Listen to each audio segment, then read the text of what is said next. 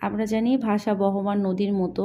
So ভাষা কাল পরিক্রমায় পরিবর্তিত হতে থাকে এবং ভাষাতে যে শব্দগুলো ব্যবহার করা হয় সেই শব্দের যে ধ্বনি তার পরিবর্তনকে বলা হয় ধ্বনি পরিবর্তন।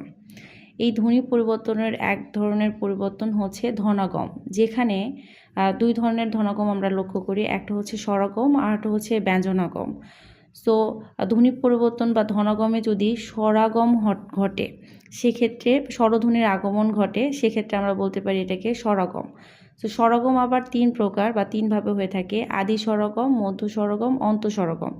যেখানে শব্দের আদিতে স্বরধ্বনির আগমন ঘটে তাকে বলা হয় আদি স্বরগম। যেমন স্কুল, স্কুল, দেখুন শব্দের শুরুতে হ্রস্বইকার চলে আসছে, মানে স্বরধ্বনির আগমন ঘটেছে।